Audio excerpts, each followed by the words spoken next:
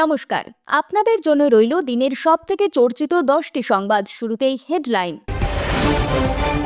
রোগী কল্যাণ সমিতিতে বড় রদবদল, বাদ সুদীপ্ত, শান্তনু, নির্মলেরা, নতুন নাম সহ তালিকা প্রকাশ স্বাস্থ্য ভবনের। বাংলাদেশে হিন্দু নিপীড়নের প্রতিবাদে পেট্রাপোলে সন্ন্যাসী বিক্ষোভ, সামিল শুভেন্দুও। নিয়োগ দুর্নীতি মামলায় জামিন পেলেন পার্থ চট্টোপাধ্যায়, বড় ঘোষণা সুপ্রিম কোর্টের। দিলীপ ঘোষের বিরুদ্ধে জেলা নেতৃত্বদের ফোন, ক্ষোভ উগরে দিলেন দলেরই পঞ্চায়েত প্রধান। পাইপলাইন বসেছে অথচ জল নেই, দোষীদের খুঁজে ব্যবস্থার নির্দেশ মমতার, নিশানায় কেন্দ্রীয় সংস্থাও। আরজিকরে দুর্নীতি মামলায় সন্দীপ ও অভিজিতের জেল হেফাজত, পালানোর সম্ভাবনা আছে। নিয়মিত দিনের সেরা এবং নির্ভুল খবর পেতে সাবস্ক্রাইব করুন আজকের বাংলা সংবাদ চ্যানেলটিকে। আসছে খবরের বিস্তারিত নিয়ে। রাজ্যের সমস্ত মেডিকেল কলেজ ও হাসপাতালের মাথা থেকে রাজনৈতিক নেতা নেত্রীদের সরিয়ে দিলেন মুখ্যমন্ত্রী মমতা বন্দ্যোপাধ্যায়। এবার থেকে তারা শুধুই সমিতিতে সরকারি প্রতিনিধি হয়েই থাকবেন। সোমবার এ নিয়ে রাজ্য সরকারের স্বাস্থ্য ও পরিবার কল্যাণ দফতরের তরফে জারি করা হলো নির্দেশিকা। জানানো হলো, পরবর্তী নির্দেশ না আসা পর্যন্ত বহাল থাকবে এই সিদ্ধান্ত। আরজিকর আবহে রোগী কল্যাণ সমিতি নিয়ে নানান বেনিয়মের অভিযোগ ওঠে। আরজিকরে অভয়া খুন ও ধর্ষণের ঘটনার বিচার সহ নানান দাবিতে স্বাস্থ্য ভবনের সামনে ধর্নায় বসেন জুনিয়র চিকিৎসকেরা। সরাসরি ধর্না মঞ্চে পৌঁছে যান মুখ্যমন্ত্রী মমতা বন্দ্যোপাধ্যায়। সেখান থেকেই রাজ্যের সমস্ত সরকারি মেডিকেল কলেজের রোগী কল্যাণ সমিতি ভেঙে দেওয়ার কথা ঘোষণা করেন তিনি। পাশাপাশি মমতা এও জানান, রোগী কল্যাণ সমিতির মাথায় কোনো রাজনৈতিক নেতাকে রাখা হবে না, বরং চেয়ারম্যান পদে বসবেন সংশ্লিষ্ট মেডিকেল কলেজ বা হাসপাতালের অধ্যক্ষ। এদিন সেই কথা মতোই নির্দেশিকা জারি করল নবান্ন, যেখানে রাজনৈতিক নেতাদের কেবলই জনপ্রতিনিধি হিসাবে রাখা হলো রোগী কল্যাণ সমিতিতে। আরজিকর সহ মোট 24টি সরকারি মেডিকেল কলেজের রোগী কল্যাণ সমিতির জনপ্রতিনিধির নাম জানানো হয়েছে নির্দেশিকায়। আরজিকর হাসপাতালে তরুণী চিকিৎসক খুন ও ধর্ষণের মতো নৃশংস ঘটনার তদন্ত করছে সিবিআই। ওই হাসপাতালেই দুর্নীতিরও ভুরি ভুরি অভিযোগ উঠেছে। এবার সেখানের রোগী কল্যাণ সমিতির সদস্য হলেন অতীন ঘোষ। যে আরজিকর নিয়ে এত অভিযোগ, তার রোগী কল্যাণ সমিতির মাথায় এতদিন বসেছিলেন শ্রীরামপুরের তৃণমূল বিধায়ক সুদীপ্ত রায়। খুন ধর্ষণের ঘটনার সামনে আসার পর থেকেই তাকে সরিয়ে সেই পদে রাখা হয় শান্তনু সেনকে। এবার তাকেও সরিয়ে দেওয়া হলো, রাখা হলো না সদস্য হিসাবেও। এবার আরজিকরের রোগী কল্যাণ সমিতির সদস্য তথা জনপ্রতিনিধি হয়ে থাকবেন কলকাতা পুরসভার ডেপুটি মেয়র অতীন ঘোষ। পাশাপাশি এসএসকেএম-এর রোগী কল্যাণ সমিতির সদস্য হলেন রাজ্যের মন্ত্রী অরূপ বিশ্বাস। এনআরএস-এ সমিতির জনপ্রতিনিধি হয়ে থাকবেন প্রয়াত সাধন পাণ্ডের স্ত্রী তথা মানিকতলার সদ্য নির্বাচিত বিধায়ক সুপ্তি পাণ্ডে। কলকাতা মেডিকেল কলেজে রোগী কল্যাণ সমিতির সদস্য হলেন শশী পাঁজা। একাধিক বিতর্কের মুখে সেখান থেকে সরিয়ে দেওয়া হলো উলুবেড়িয়া উত্তরের তৃণমূল বিধায়ক নির্মল মাঝিকে। ক্যালকাটা ন্যাশনাল মেডিকেল কলেজের রোগী কল্যাণ সমিতির জনপ্রতিনিধি করা হলো জাভেদ খানকে। সাগর দত্ত মেডিকেল কলেজের রোগী কল্যাণ সমিতির সদস্য থাকবেন কামারহাটির বিধায়ক মদন মিত্র। এছাড়াও বাকিগুলির মধ্যে উত্তরবঙ্গ মেডিকেল কলেজের রোগী কল্যাণ সমিতির সদস্য রাখা হলো শিলিগুড়ির মেয়র গৌতম দেবকে। বারাসাত সরকারি মেডিকেল কলেজে কাকলি ঘোষ দস্তিদার ও কল্যাণী জেএনএম-এ মহুয়া মৈত্রকে রাখা হয়েছে এই দায়িত্বে। বাংলাদেশের সংখ্যালঘু হিন্দুদের উপর অত্যাচারের প্রতিবাদে পেট্রাপোল সীমান্তে বিক্ষোভ। সোমবার সন্ন্যাসীদের কর্মসূচিতে সামিল রাজ্যের বিরোধী দলনেতা শুভেন্দু অধিকারীও। জমায়েত থেকে ওপারের অন্তর্বর্তী সরকারের প্রধান মোহাম্মদ ইউনুসকে হুঁশিয়ারিও দিলেন বিজেপি নেতা। সীমান্তে বাণিজ্য বন্ধ করলেই বাংলাদেশের টনক নড়বে বলে মত তাঁর। সনাতনী হিন্দু সংগঠনের ডাকে এদিন দুপুরে পেট্রাপোল সীমান্তের মঞ্চ থেকে বক্তব্য রাখেন শুভেন্দু। অরাজনৈতিক সংগঠনের ব্যানারে এই বিক্ষোভ কর্মসূচির আয়োজন করা হয়েছিল। সেখান থেকেই হিন্দুদের জোট বাঁধার ডাক দেন তিনি। এরপর হাতে জাতীয় পতাকা নিয়ে জয় শ্রীরাম ধ্বনি দিয়ে জিরো পয়েন্টের দিকে পদযাত্রা করেন। সেখানে কালো বেলুন উড়িয়ে প্রতিবাদ দেখান। তারপর প্যাসেঞ্জার টার্মিনাস ধরে অভিবাসন কেন্দ্রের দিকে রওনা দেন। সকাল থেকেই এই চত্বরে বিক্ষোভ দেখাচ্ছিলেন প্রচুর মানুষ। তাদের সঙ্গে কথাও বলেন শুভেন্দু, হাতও মেলান। রাজ্যের বিরোধী দলনেতার কথায় হাজার হাজার মানুষ জমায়েত করেছে। এরা কোনো বিজেপি নয়, হিন্দুরা জোট বাঁধছে। সকাল 6টা থেকে সীমান্তে বাণিজ্য বন্ধ। শুভেন্দুর হুঁশিয়ারি, একদিনেই টাইট হয়ে গিয়েছে, নতুন রাজকারদের আত্মসমর্পণ করাবে ভারত। পাকিস্তানের মতো অবস্থা করে দেবে। প্রসঙ্গত, বাংলাদেশে হাসিনা সরকারের পতনের পর থেকেই হিন্দু সহ সংখ্যালঘুদের উপর অত্যাচার বেড়েছে বলে অভিযোগ।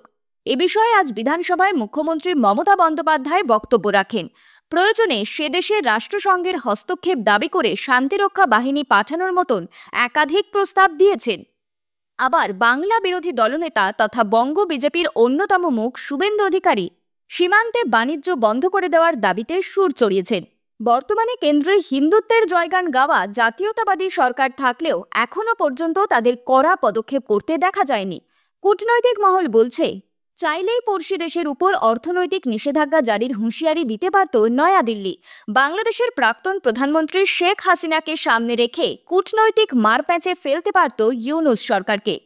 নিদেন পক্ষে দিল্লিতে নিযুক্ত বাংলাদেশি কূটনীতিকদের তলব করে কড়া বার্তা দিতে পারত, কিন্তু সেরকম কোনো পদক্ষেপই করতে দেখা যায়নি মোদী সরকারকে। এমনকি সংসদের শীতকালীন অধিবেশন চললেও সংসদে প্রধানমন্ত্রী বা বিদেশমন্ত্রী কোনো বিবৃতি দেননি। ফলে পুরো পরিস্থিতি নিয়ে মোদী সরকারের অবস্থান কি তা এখনো ধোঁয়াশায়। নিয়োগ দুর্নীতি মামলায় একের পর এক জামিন পাচ্ছেন অভিযুক্তরা। কিছুদিন আগেই জামিন পেয়েছেন পার্থ চট্টোপাধ্যায় ঘনিষ্ঠ অর্পিতা। তবে এবার কি আশা করা যায়, জামিন পাবেন পার্থ চট্টোপাধ্যায়ও? কি রায় দিলেন সুপ্রিম কোর্ট? সবাই জামিন পেলেও এখনো পর্যন্ত জামিন পায়নি পার্থ চট্টোপাধ্যায়। এই নিয়ে শুরু হয়েছে বহু বিতর্ক। পার্থের অনুরাগীদের মতে এখনই জামিন পাওয়া উচিত প্রাক্তন শিক্ষামন্ত্রীর। সবাই জামিন পেলেও তার কেন জামিন হচ্ছে না তা নিয়ে চিন্তিত সবাই। এরই মধ্যে সুপ্রিম কোর্ট থেকে এলো বড় আপডেট।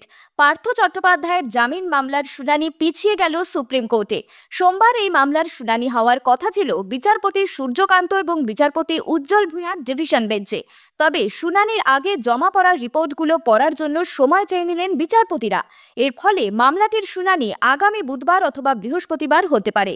পার্থ চট্টোপাধ্যায়ের আইনজীবী মুকুল রোহতগী আদালতে দাবি করেন যে পার্থের বাড়ি থেকে কোনো নগদ অর্থ উদ্ধার করা হয়নি, বরং নগদ অর্থ উদ্ধার হয়েছে পার্থের ঘনিষ্ঠ অর্পিতা মুখোপাধ্যায়ের ফ্ল্যাট থেকে। উল্লেখযোগ্য বিষয় হলো, অর্পিতা সম্প্রতি জামিন পেয়ে গেছেন। পার্থের বয়স এবং দীর্ঘদিনের বন্দিদশার কথা মাথায় রেখে তাকে জামিন দেওয়ার আবেদনও জানানো হয়েছে। ইডির আইনজীবীরা সুপ্রিম কোর্টে জানিয়েছেন, অর্পিতার বাড়ি থেকে উদ্ধার হওয়া অর্থ নিয়োগ দুর্নীতির সঙ্গে জড়িত। ইডির দাবি, পার্থ চট্টোপাধ্যায় শিক্ষামন্ত্রী থাকাকালীনই নিয়োগ দুর্নীতির সর্বোচ্চ পর্যায়ে পৌঁছেছিল। আদালত এই বক্তব্য শুনে জানিয়েছে, চূড়ান্ত চার্জশিট না দিয়ে কাউকে এতদিন জেলে রাখা যুক্তিযুক্ত নয়। পরবর্তী শুনানিতে আদালতে উভয় পক্ষের রিপোর্টের বিশ্লেষণ করে চূড়ান্ত সিদ্ধান্ত নেবে। পার্থ চট্টোপাধ্যায়ের মুক্তি বা দীর্ঘ কারাবাসের বিষয়টি এই শুনানির উপর নির্ভর করছে। নিজস্ব প্রতিনিধি পশ্চিম মেদিনীপুর। আজ দুপুরে পশ্চিম মেদিনীপুর জেলার খড়গপুর ১ নম্বর ব্লকের গোপালী গ্রাম পঞ্চায়েতের শালুয়া এলাকায় বিজেপির সদস্যতা অভিযান হয়। এই সদস্যতা অভিযানে উপস্থিত হন মেদিনীপুরের প্রাক্তন বিজেপি সাংসদ দিলীপ ঘোষ। এই সদস্যতা অভিযান হওয়ার আগেই এই অঞ্চলের বিজেপির প্রধান বিমল দাস জেলার বিভিন্ন নেতৃত্বদের ফোন করে বলেন, দিলীপ দার এই সদস্যতা অভিযান নাকি দল বিরোধী। প্রসঙ্গত, গোপালের বিজেপির প্রধান বিমল দাস তৃণমূলের কারণে বিভিন্ন সমস্যায় পড়েছেন। এই সমস্যার পর দিলীপ ঘোষকে বহুবার ফোন করা হয়, কিন্তু তিনি নাকি ফোন ধরেননি বলেই অভিযোগ। বাড়ি বাড়ি পানীয় জল পৌঁছে দেওয়ার কাজ চলছে রাজ্যের বিভিন্ন প্রান্তে। রাজ্য সরকারের দাবি, খাওয়ার জলের পাইপলাইন বসানোর ৯০% কাজ শেষ, কিন্তু অভিযোগ অনেক জায়গায় পাইপলাইন বসলেও খাওয়ার জল পৌঁছচ্ছে না। এ ব্যাপারে ব্যবস্থা নেওয়ার নির্দেশ দিলেন মুখ্যমন্ত্রী মমতা বন্দ্যোপাধ্যায়। কেন খাওয়ার জল পৌঁছচ্ছে না তার ৩টি কারণ ব্যাখ্যা করে দোষীদের খুঁজে বার করার কথা বললেন তিনি। শুধু তাই নয়, টেন্ডার দিয়ে কাজের বরাত পাওয়ার পরেও যারা বা যেসব ঠিকাদার সংস্থা ঠিক মতন কাজ করছেন না তাদের কালো তালিকাভুক্ত করার পাশাপাশি জরিমানার নির্দেশও দিয়েছেন মুখ্যমন্ত্রী। সোমবার বিধানসভায় জনস্বাস্থ্য কারিগরি দফতরের সঙ্গে বৈঠক করেন মমতা। ওই বৈঠকে ছিলেন বিভিন্ন জেলার জেলাশাসক, পুলিশ সুপার সহ প্রশাসনের উচ্চপদস্থ আধিকারিক। এছাড়াও কৃষি সেচ দপ্তরের আধিকারিকরাও ছিলেন সোমবারের বৈঠকে। ওই বৈঠকেই বেশ কড়া ভাষায় মুখ্যমন্ত্রী বুঝিয়ে দেন, সরকারি টাকা যেন কোনোভাবে ব্যক্তিগত স্বার্থে ব্যবহার না হয়। অভিযুক্তদের বিরুদ্ধে রাজনৈতিক রং না দেখেই ব্যবস্থা নিতে বলেছেন তিনি।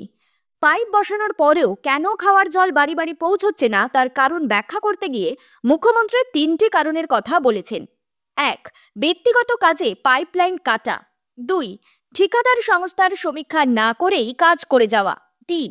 কেন্দ্রীয় সংস্থার অনুমতি না পাওয়া। মমতার কথায়, অনেকেই খাওয়ার জলের পাইপলাইন কেটে তা ঘুরিয়ে অন্য কাজে ব্যবহার করছেন। এটা অপরাধ। অনেকেই জানেন না।